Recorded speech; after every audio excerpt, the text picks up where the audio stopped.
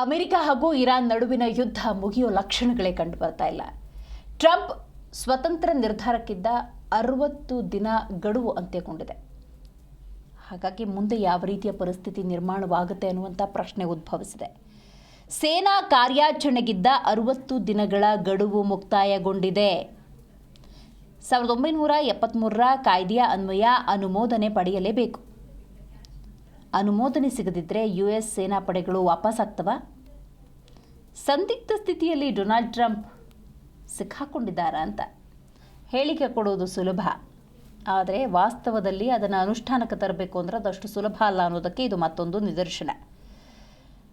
Donald Trump ಗಳಿಗೆಗೊಂದು ಹೇಳಿಕೆಯನ್ನು ಕೊಡೋದ್ರಿಂದ ಯಾವುದನ್ನು ನಂಬಬೇಕು ಯಾವುದನ್ನು ಬಿಡಬೇಕು ಅನ್ನುವಂತಹ ಸಂದಿಗ್ಧತೆ ಕೂಡ ಇದೆ. ಬಟ್ ಇಲ್ಲಿರುವಂತಹ ವಾಸ್ತವತೆಯನ್ನು ನಾವು ಅರ್ಥ ಮಾಡ್ಕೋಬೇಕು. 60 ದಿನದ ಗಡುವಿತ್ತು, ಅದೀಗ ಮುಕ್ತಾಯಗೊಂಡಿದೆ. ಹಾಗಾದರೆ ಅಮೆರಿಕದ ಮುಂದಿನ ನಡೆ ಏನು? ಇರಾನ್ ವಿರುದ್ಧದ ಮಿಲಿಟರಿ ಕಾರ್ಯಾಚರಣೆಗೆ ಅಮೆರಿಕ ಕಾಂಗ್ರೆಸ್ನಿಂದ ಅನುಮೋದನೆ ಪಡೆಯಲು ಅಧ್ಯಕ್ಷ ಟ್ರಂಪ್ಗೆ ನೀಡಲಾಗಿದ್ದ 60 ದಿನಗಳ ಗಡುವು ಮೇ 1ಕ್ಕೆ ಅಂತ್ಯ, ಅಂದರೆ ಇವತ್ತಿಗೆ ಅಂತ್ಯ. 1973ರ ಕಾಯ್ದೆಯ ಅನ್ವಯ ಅನುಮೋದನೆ ಸಿಗದೆ ಹೋದರೆ ಸೇನಾಪಡೆಗಳನ್ನು ವಾಪಸ್ ಕರೆದುಕೊಳ್ಳೋದು ಅನಿವಾರ್ಯ.